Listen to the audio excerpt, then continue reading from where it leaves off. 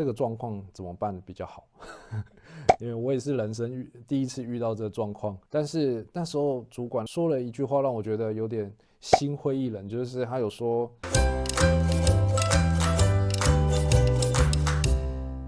嗨，各位大家好，欢迎收看德意志雷本，这是2024年的第一支影片。这一支影片呢，我想要来回顾一下2023年的那个重大决定——跳槽。那跳槽呢，其实在我来德国工作以后，已经是第2次的经验了。那第一次呢，要回溯到2016年，那时候从台商打工度假那个台商跳到给我正式合约的台商。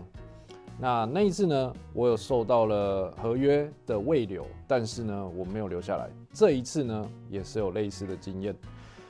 不过呢，这一次跳的产业不一样，薪水的格局也不一样，所以我觉得想透过这一支影片来把这个过程记录一下，然后聊聊当时的一些决定跟一些想法。那我们就继续看下去吧。首先呢，先让我简单的介绍我的前公司。那我前公司呢是一家新创的生技产业公司。到我加入的时候呢，我们那个 team 只有3个人，另外2个是德国同事，他们就是负责资料的处理。那我当时呢加入就是以 front end developer 的职称去加入这个 team。那我那时候加入呢，我就是主要是负责整个产品线的终端，就是把客户的资料透过3D 方式呈现在网页中。那当时呢，其实我加入以后，我觉得很开心。一方面呢，我当时换工作的时候，很希望可以透过我自己的技术去帮助一间新创公司成长。那所以当时我加入这间公司以后，其实就达到我这样的心里的想法。我觉得那时候刚加入以后还没有这个产品，从开新档案开始做。开新档案以后呢，就是一片空白嘛，你可以自己去设计，你可以自己去实做。你设计好了，你就实做看看。不行再做修改。这当时候我觉得公司就给我很大的自由度去做这项产品。所以我觉得这样的感觉，就比起在一个大公司里面去当一个小螺丝钉，这种感觉更有成就感一些。这个产品呢，我就这样做了2年多，从无到有，到给客户开始使用。那这一连串呢，我觉得在我软体工程师的生涯里面，也算是一个里程碑吧。加上后来呢，客户其实就开始有给一些好评啊，然后也有给我一些需求，然后根据那些需求去做修改。那所以就是让这个产品越来越符合客户的需求，这样。所以我就觉得，这个很有成就感。接下来呢，就聊聊说，那为什么我要跳槽呢？其实这个跳槽就有很多原因嘛。第一个呢，我觉得这个产品的成熟度其实已经蛮够了，所以这做了2年多的时间啊，到后期都是做一些小部分或是效能的修改，或是一些功能的修改。这个相对起来就是比起做新的功能会变得比较无趣一点。那再来呢，第2点就是，过去这2年我开发这个前端的平台。主要就是用 JavaScript 这个程式，那所以 JavaScript、HTML 跟 CSS， 那这3个语言呢，你写了2年多，你会觉得，其实刚开始你是会觉得有所成长，但是慢慢的你会觉得，好像没有新的东西可以学习。其实我也是会写后端的，所以我开始会觉得说，我也想写一些后端的东西。我那2个德国同事呢，他们是用一个比较老旧的语言，后端程式语言去做这个后端。那当时呢，我其实有跟我的主管说，我也想参与一些后端的开发，但是我后来又想说，这个程式我如果跳进去把它学起来，我不知道对我软体工程师的长期的职业生涯有没有帮助。因为它不像，比如说现在比较流行的 Python 啊，或者是 .NET、C#、Java， 它不是这样一个现在比较流行的语言。那所以我学了一个很旧的语言，我如果未来要去别家公司的时候，是不是会有帮助？那当然，这也是我考量一个点。那再来呢，就是我当时加入的是 Bioinformatics 的部门。那这个部门呢，其实它就是用生物科技相关的背景去做资料分析。那这个分析你需要有大量的背景知识，那你需要一些统计学的知识啊，然后去做这些统计。那对于我来说，其实我不是这个领域出身的当他们在 meeting 中去讲这些东西的时候，让我觉得其实有点无聊。开始萌生有这个想要换工作的时候呢，公司就其实一直都有在加薪。那一直有在加薪的这种状况下呢，又让我有点迟疑，说，既然都有加薪，那我还要换工作吗？就是觉得，好像也找不到那个理由要去离开这个舒适圈。然后因为一方面找工作呢，又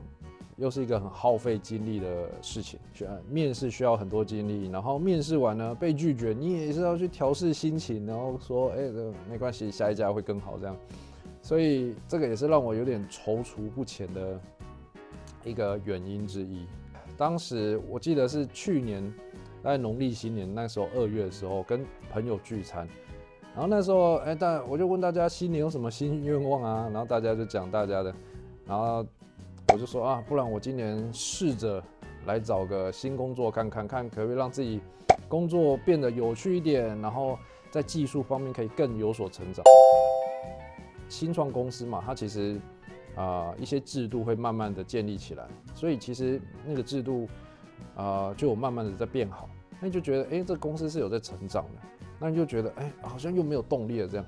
2月、3月、4月，其实我都没有做什么特别的投履历啊，或是找工作，但是心里还是有觉得说，应该要有所改变会比较好。为什么我都没有做什么，还有可以跳槽呢？这个时候就是很神奇的，就出现了一件事。那在2023年的4月底我就收到了一封讯息。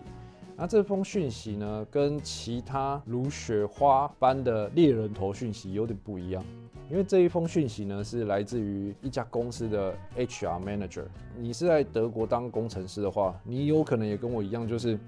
这个 LinkedIn 或者是 Sing 的这个讯息是每天至少都会有一封那种猎人头，然后问你这个职位你有没有兴趣啊？但是很多那种猎人头讯息都是没有看过我的背景。比如说我没有什么 PHP 开发的经验，但是呢就会有猎人头传 PHP 的工作职位给我，那你就知道这种猎人头就是在乱枪打鸟，然后他可能只是需要你的那个资讯在他们的资料库当中。这一次我收到这个讯息是一个公司的 HR， 那我就去搜寻一下这个公司，想说这个是汽车产业，好像是做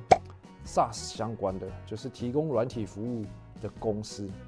但是查了一下，看起来好像又是一间新公司的感觉，所以让我也是想说，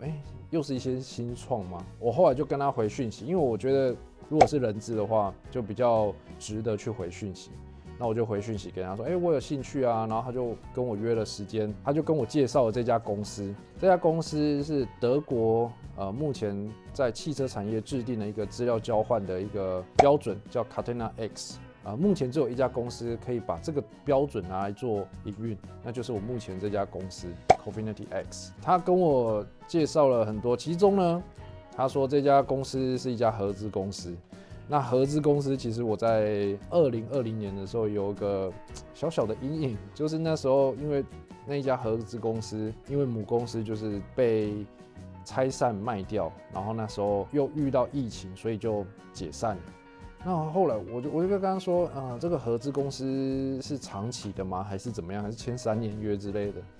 那他就跟我说，这个合资公司是永久的，然后有10间德国大公司作为资金的挹注，所以我就想说，这个听起来好像还不错。那我就跟他表达说，我有意愿再更进一步的了解，所以他就把我的履历呢给了当时的部门主管看。就是我现在部门主管看，然后我就获得第1阶段的面试邀请。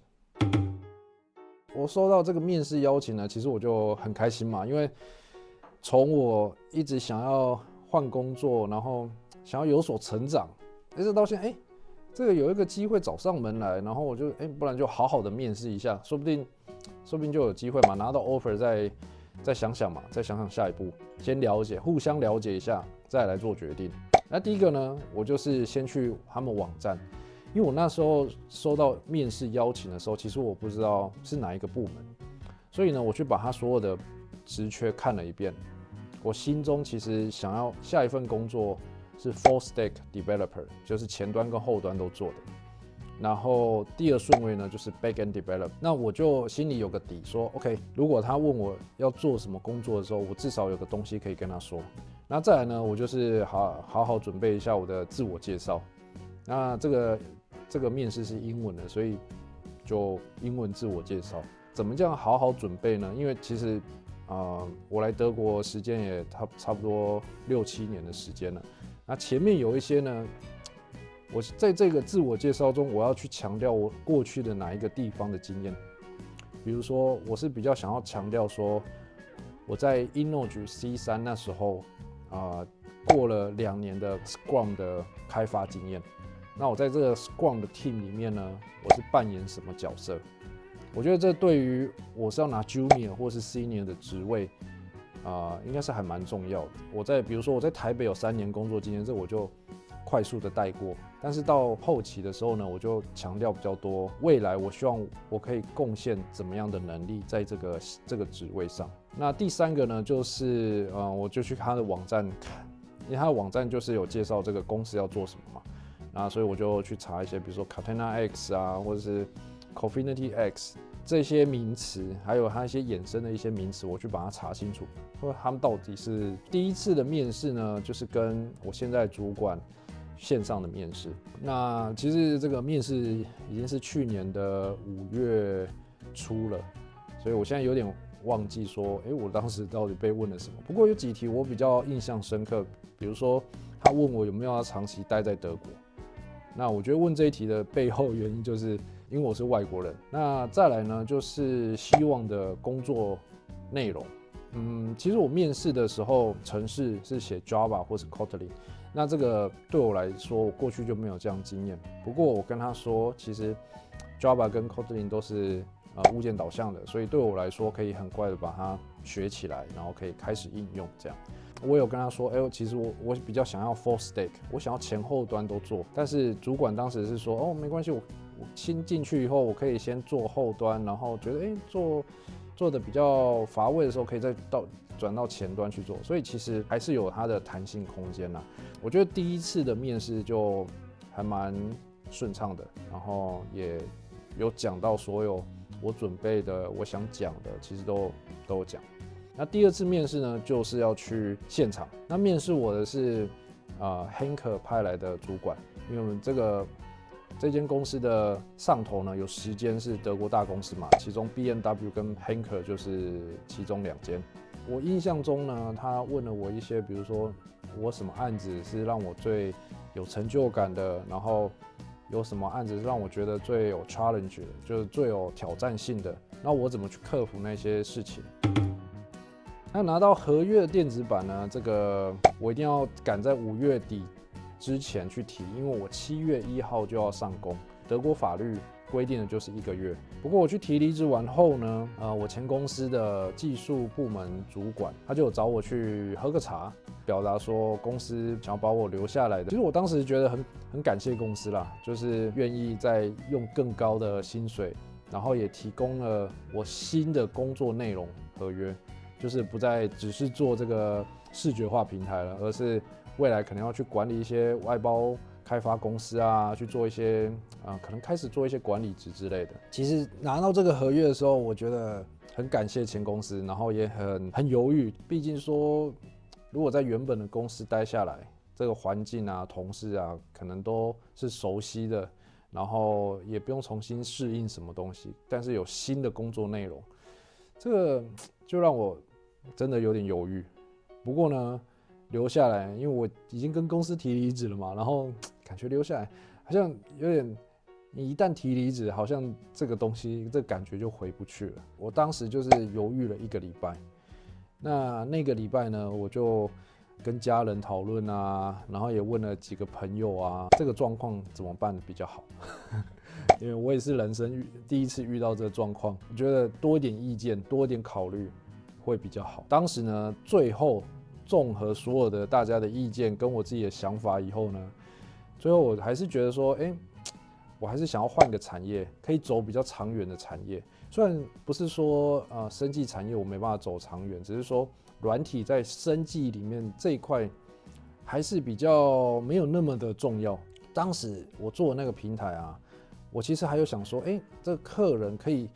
比如说用订阅的啊，然后做一些额外的订阅的服务。但是那时候主管说了一句话，让我觉得有点心灰意冷，就是他有说在生技产业这里面基本上都是免费的，那基本上都是提供客户去做研究的一个工具而已，它并没有很大的价值。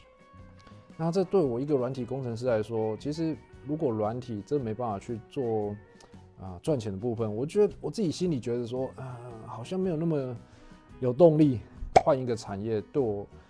未来长期的职业生涯会比较好。经过那1个礼拜的考虑以后，我毅然决然就是跟部门大主管跟他说，我还是决定要离开这样。当时同事也给我办了一个欢送会，然后也给我一个礼券这样，然后我也是很感谢我的前同事们这样。目前拍这支影片的时候呢，我已经在这个新公司已经工作7个月的时间了。那我们部门呢，其实就只有5个人，除了主管以外呢，其他4个人，包含我，都是外国人，都不是德国人。那我觉得其他3个同事都是外国人也蛮好的，因为我们有时候在聊天啊、讲话，可能讲到一些话题就很有共鸣，比如说学德文啊，或者是签证啊，或者是租房子啊之类的。现在工作这个部门，它是在Catena X 标准中的其中一环，叫做 BPDM。那这个 team 中呢，最重要2个产品就是 Golden Raker 跟 Value Added Service。Golden Raker 呢，我从加入以后就投入这个专案，那也是从零开始去做这个东西。那目前呢，也是跟不同的团队一起合作，有印度的啊，有英国的啊，所以我每天 daily 的开会呢，就是主要沟通语言就是英文这样。最后呢，我想要来聊聊说这个跳槽以后让我学到了什么。在前一家公司之前，我都不是自愿的离职，有可能都是公司结束啦，然后我就要换新的工作。那这一次呢，比较不一样，就是我跳槽，当初有点疑惑说这样跳好不好？跳了以后有什么东西让我成长？那第一个呢，就是让我技术的成长。我到这个公司这个职位以后，用的程式语言是 Kotlin。那 Kotlin 就是比较新版的 Java。那背上 Java 呢，它就是物件导向的程式，跟我以前比较多经验的打内 C# 又是不一样的语。我一来呢，我就要先去自己学习嘛，然后学习以后就要开始做开发了。总而言之呢，我觉得跳了这个工作以后，让我技术部分成长蛮多的，有学习到新的东西，然后应用它这样。OK， 那再来呢，我觉得还有，因为这个案子呢有不同的国家的团队、不同公司的团队、不同团队之间的沟通呢，我觉得也是我来这个新工作以后的一个新的学习、新的成长。虽然我们都是不同国家的人，可是同样的工作模式，然后用英文，我们就可以大家一起工作在一起。我觉得这种感觉，我有时候你想起来会觉得很神奇。就算我现在已经在这个环境当中一阵子了、几年的时间了，但是有时候在开会的时候、初审的时候，我就会看着大家，我想说，哇，现在坐在这边的至少有3、4个国家的不同的人，然后大家都讲着英文，然后在这边一起工作，就是觉得很神奇。再来就是自我挑战跟成就感，到一个新的公司嘛，然后所有人都是新的，环境也都是新的，我觉得这个就是一个会让我自己成长的地方。然后，因为我们现在是用 open source 的东西，通常都是用自有产品嘛，自有产品的那 GitHub 就是 private， 不会把这个 source code 是 open source。但是呢，我们现在做的这个东西是基于这个 open source 的程式 ，OK， 所以这个其实也是到这个新的工作以后，让我学习到一个新的一个 concept。我觉得透过这个跳槽，也让我了解到了一些新的产业，比如说这个汽车产业啊 ，digital twin 这个东西。这东西我从来没有听过，但是来到这边以后呢，这是在我们这个资料交换里面一个很重要的关键点。那身为软体工程师呢，其实不仅要有写程式的能力，你还要去吸收不同产业的知识，那你才可以把这些知识呢转成程式。那总结来说呢，我觉得去年2023年呢，从我在去年农历新年的时候许下了换工作，然后到后来呢，真的有一个工作找上门，然后我也去试试看，然后顺利拿到合约以后呢，直接换到新的工作，然后在新的工作里面呢，有新的挑战、新的人事物、新的知识要吸收。那我觉得这个跳槽对我来说其实还蛮有价值的。如果你现在在你的工作里面，你觉得好像没办法学习到新的东西，没办法成长，然后你想要到外面的世界看看，我觉得还蛮鼓励你的。这一支影片呢，我就分享到这里。如果你有任何的问题呢，欢迎在下面留言跟我talk。OK， 那如果你喜欢今天的分享呢，记得帮我按个赞哦，订阅就不会错过今年更多的分享。OK， 你把这支影片呢分享给可能刚好也想跳槽，然后在犹豫的朋友。那我们就下一支影片见啦，拜拜。